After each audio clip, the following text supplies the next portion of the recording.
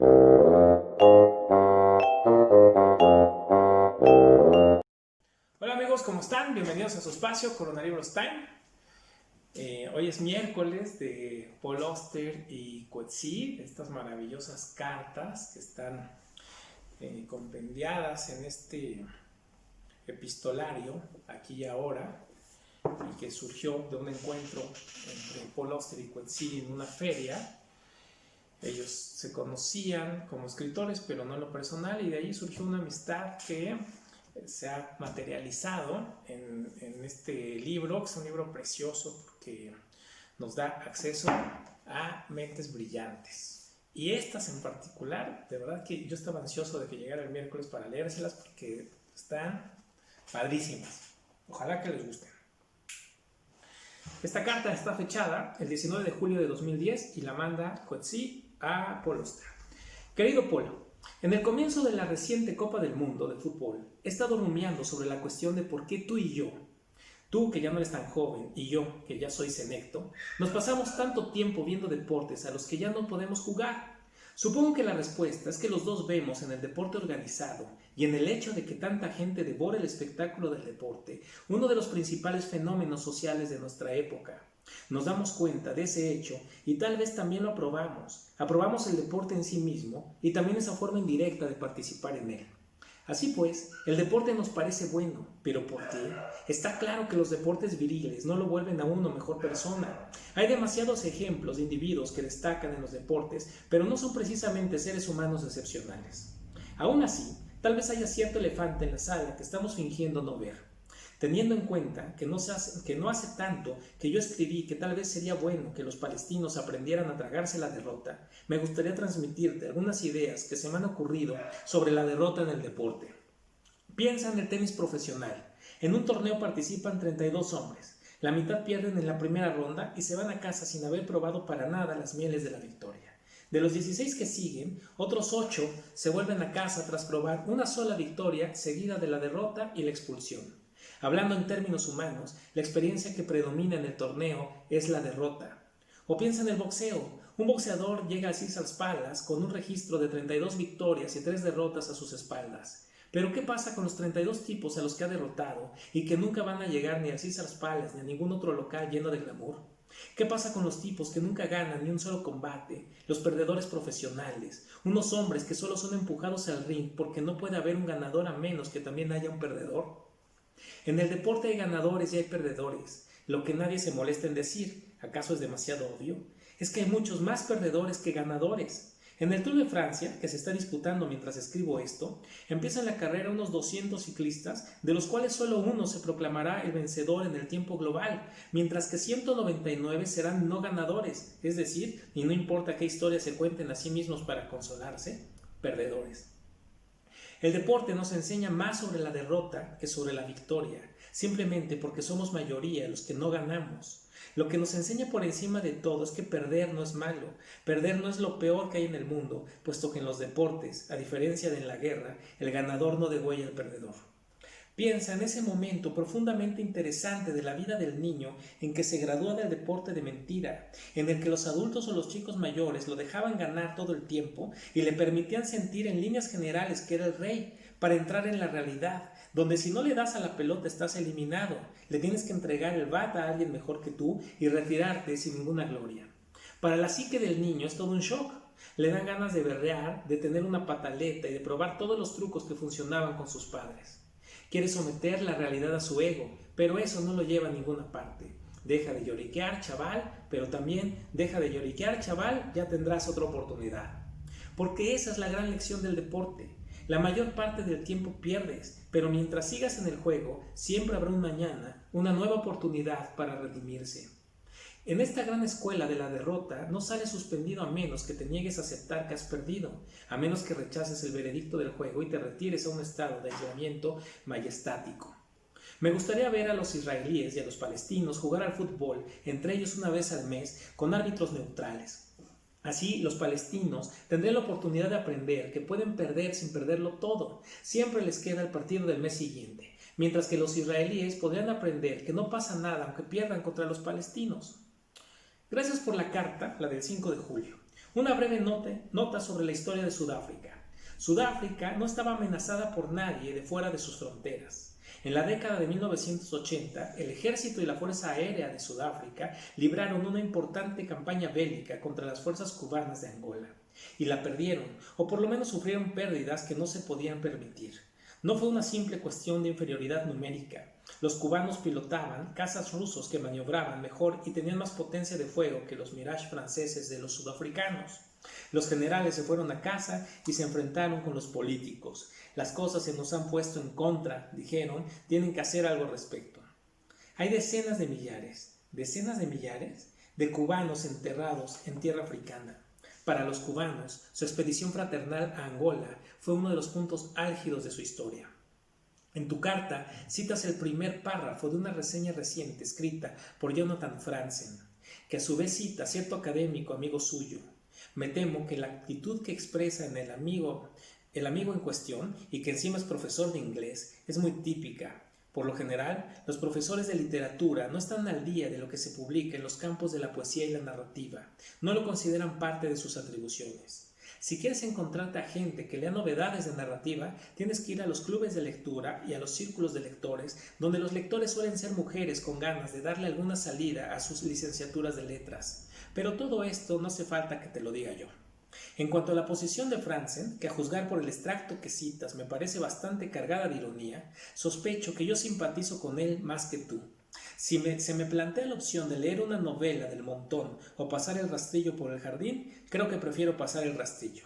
No me produce un gran placer consumir novelas, y lo que es más importante, creo que la indiferencia hacia la lectura narrativa como forma de recreo se está extendiendo por la sociedad. Se ha vuelto muy respetable, por lo menos entre los hombres, decir que uno no lee narrativa. Yo soy muy profesional y tengo un interés profesional en el asunto, de manera que no me puedo usar a mí mismo como patrón, pero confieso que no tengo paciencia para la narrativa que no intenta algo que no se haya intentado ya, preferiblemente con el medio en sí. Cordialmente, John. Y esta es la fabulosa respuesta que da Paul Auster a John y está fechada el 21 de julio de 2010. Querido John, una de las razones por las que me mantengo vinculado al béisbol después de tantos años es precisamente eso que mencionas en tu carta, la frecuencia de perder, lo inevitable del fracaso. Una mirada a la clasificación del periódico de esta mañana muestra que el equipo mejor situado suma 58 victorias y 34 derrotas, lo que equivale a un índice de éxito del 63% y significa que el equipo más pujante entre 30 se ha ido a casa frustrado el 37% de las veces. Las temporadas de béisbol son muy largas, 162 partidos, y cada equipo va pasando por toda clase de vicisitudes a lo largo de ese periodo de 6 meses. Depresiones y rachas de buena suerte, lesiones, penosas deficiencias que surgen en algún partido crucial, inesperadas victorias en el último segundo. A diferencia del boxeo, que siempre es vencer o morir, el béisbol es vencer y morir, y aunque sea morir, al día siguiente hay que salir a rastras del ataúd y hacer otra vez todo lo que se pueda. Por esa razón se valora tanto en el béisbol la firmeza de carácter, sobreponerse a la derrota, tomarse la victoria con calma, sin exaltación indebida. La sabiduría popular dice que el béisbol es reflejo de la vida, en el sentido de que te enseña a aceptar tanto lo bueno como lo malo. En su mayor parte, los demás deportes tienden a ser el reflejo de la guerra. Se han producido muchas cosas raras en el universo atlético este verano. El set más largo de la historia del tenis, extraños errores de los árbitros en la Copa del Mundo, el regreso oficial del sexo femenino a cargo de esa corredora sudafricana cuyo nombre se me escapa en este momento. La más fascinante de todas fue el incidente que ocurrió hace un par de meses en un partido de béisbol de las ligas mayores. No tanto una historia deportiva como de finura humana. Según mis cálculos aproximados, en los últimos 120 años se habrá jugado 250,000 de partidos de béisbol. En todo ese tiempo, solo 20 partidos perfectos han sido resueltos por lanzadores, es decir, partidos en los que el lanzador ha retirado a todos los bateadores del equipo contrario desde el principio al final del encuentro. 27 bateadores seguidos, los 3 de cada una de las 9 entradas sucesivas. Un joven lanzador de Detroit llamado Galárraga, muy joven, 20 y pocos años, justo empezando, alguien de quien nunca había oído hablar. Estaba a punto de entrar en el Palacio de la Inmortalidad. Había eliminado a los primeros 26 bateadores y cuando el 27º quedó out en primera base, pareció que las puertas del palacio se habían abierto y él había puesto el pie más allá del umbral. El bateador estaba claramente eliminado. La repetición de la jugada desde todos los ángulos lo demostró sin la menor sombra de duda. Pero el árbitro de primera base, un tal Jim Joyce, no aceptó a verlo y dijo que el bateador había llegado bien a la base. Era una metedura de pata mayúscula, quizá el peor error arbitral en toda la historia del deporte.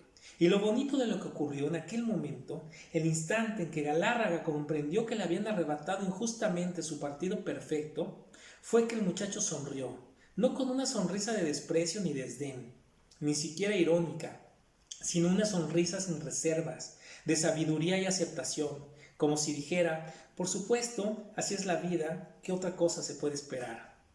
Nunca he visto algo así. En tal situación, cualquier otro jugador habría estallado en una pataleta de ira e indignación, gritando contra aquella absoluta injusticia.